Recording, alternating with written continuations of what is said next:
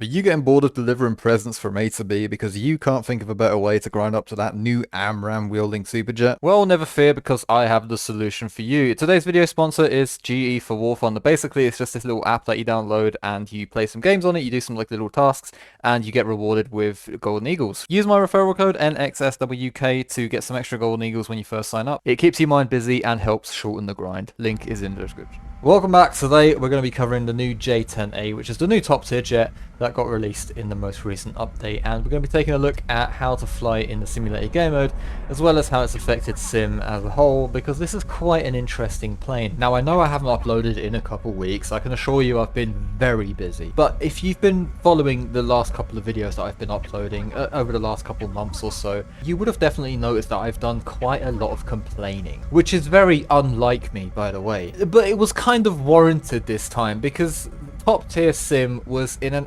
absolute state. I mean, it was just terrible. The balance did not exist. The reason for this is obviously because in sim there are no mixed teams. You don't get any markers or anything like that. So if two nations sort of have the same aircraft, it sort of starts to get very confusing who's on whose side, right? So the sim game mode essentially just has like set teams that you have, and for top tier it's essentially this like discount NATO versus Warsaw Pact kind of thing. This means that you always have the USA, Israel and Britain facing Germany, Russia and China every single match. Now the rest of the nations like Japan, Italy, France and Sweden can kind of get sprinkled on either side depending on what the lobby set up like. The problem is though that if you've been paying attention, these are all minor nations, which means not a lot of people have them, at least not compared to the big four.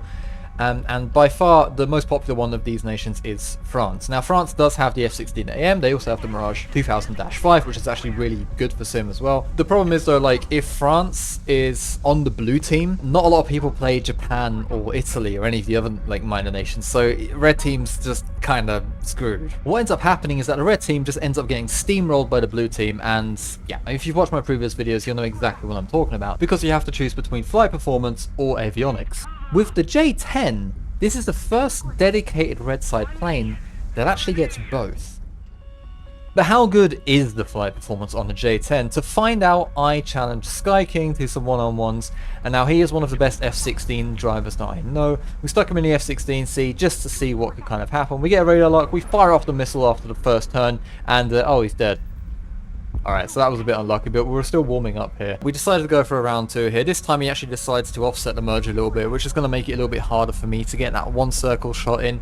Closes the distance a bit more. Anyway, I try my luck just to put the pressure on here a little bit. I fire off the PL-12, and oh, for fuck! Now, joking aside, that is actually quite a valid tactic for the J10. If you merge at a relatively low speed, let's say 700 to 800 kph, you can whip the nose round relatively quickly. And if the other dude isn't really paying attention, he maybe got a little bit too much speed, takes a little bit too wide of a turn, you can get the radar lock pretty reliably, send the PL-12 their way, and more often than not it will connect, because this is quite a maneuverable missile even at low speeds. This is something that the AMRAM isn't. So this is one of the advantages that the PL-12 gives you over the AMRAM. The price you pay is you have a little bit less range than the AMRAM. But you can see here in the clip, he got his speed correct. We went to the merge. I didn't quite get the nose round fast enough before he did, so distance was just too close, and he actually ended up dodging a missile. So now we're in an actual dogfight.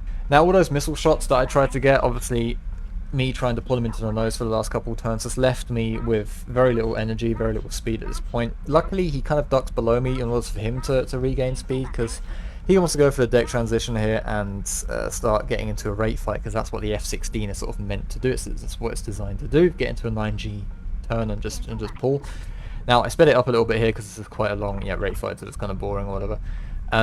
But he is ever so slightly outrating me. I am very slow at this point as well, but the reason he's just not absolutely dominating me here is because this is one of those like modern Delta Wings that, like the Mirage 2000, like the Gripen, I don't have to be at my perfect rate speed in order to sort of semi-keep up with him, because I can just sit inside his turn circle, which means I have to fly a lot less distance to get around the circle than he does, so I can kind of just afford to keep pointing my nose at him and just follow him around, because it takes less energy for me to do that with a smaller radius turn, if that makes sense, right?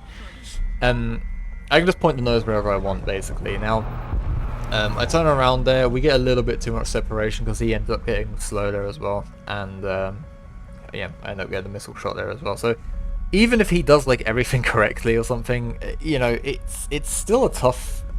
It's tough for the F-16.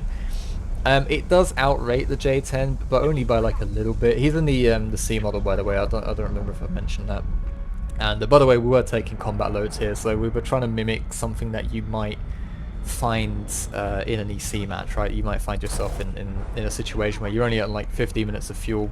You maybe have 4 missiles left or something like that. Just like the average kind of, I don't know, just we didn't want to go like min fuel clean aircraft because that's just something that's not really realistic for EC. He actually wins that round there. He did some better geometrying than I did. Big brain time there on his part. But that's the thing with dogfighting. Like even if you're in a slightly worse aircraft, you can still come out on top. Just if you simply fly better. It's still a very skill-intensive thing, and that's what makes it so fun as well. But just to give you I wanted to include those clips there just to give you a little bit of an idea of what this thing is like performance-wise, in terms of dogfighting and what you can sort of expect.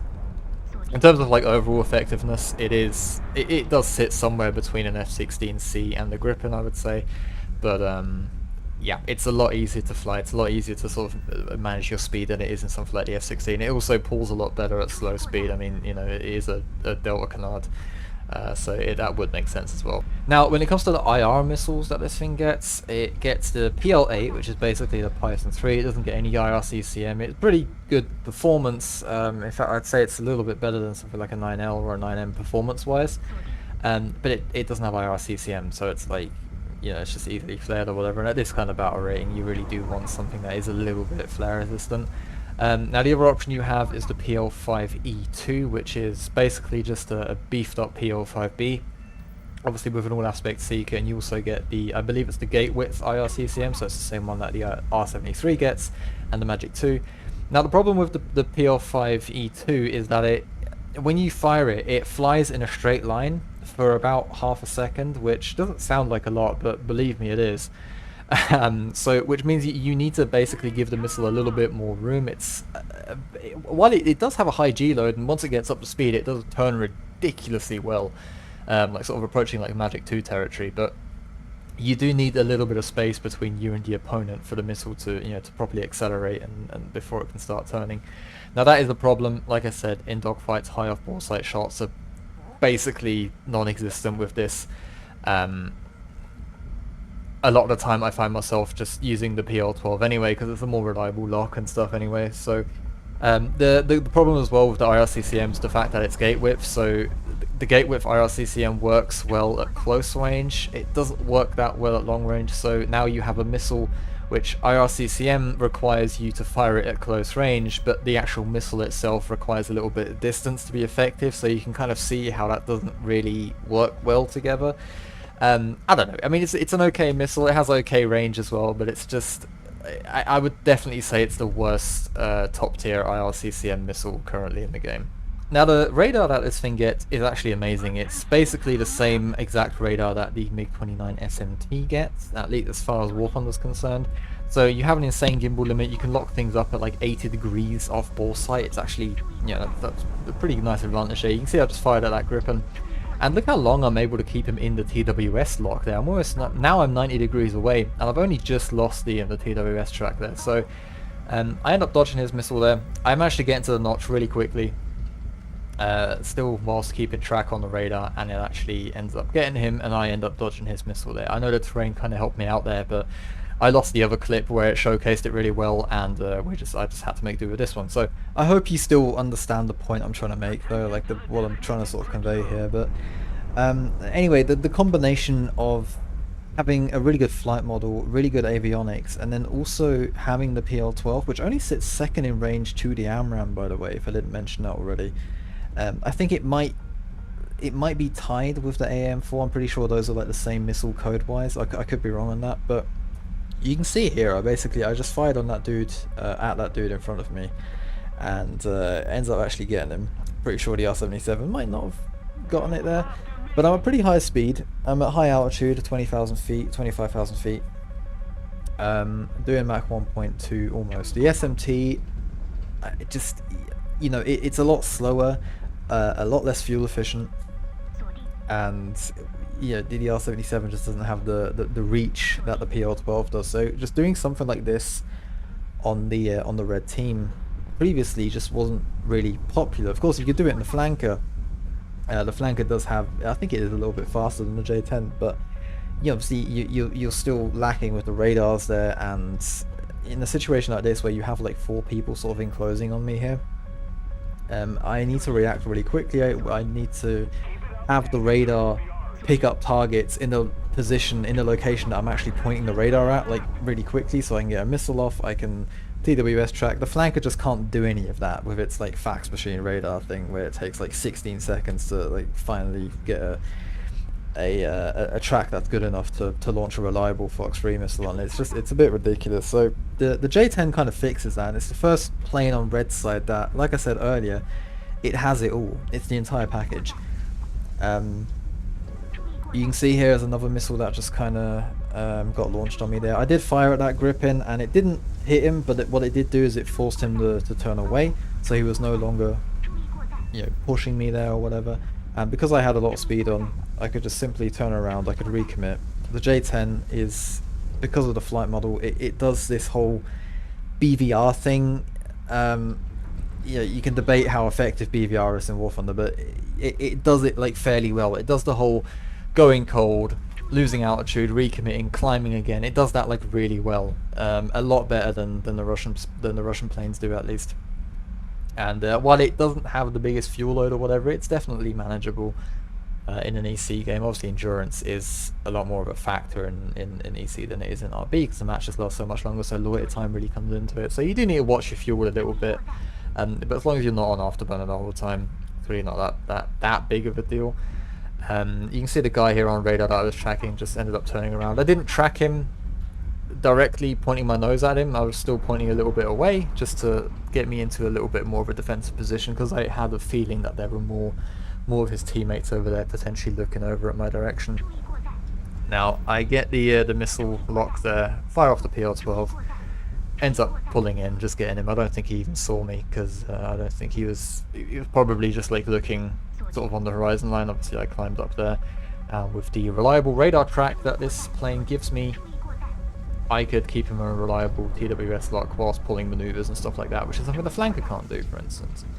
Of course the Western jets like the F-16, the F-15 can all do this, but you could never really fly them on the red team. So anyway, another F-15C just shows up, and I end up shooting him there, and just sort of multi-pathing his missile there. But the point I tried to make with that clip there is that because the radar is so good, you can feed yourself with a lot of information. There was a lot of people there. I was the only friendly there, and there was a lot of enemy players sort of enclosing on my position, and I managed to get 4 kills there because the radar told me what was in front of me.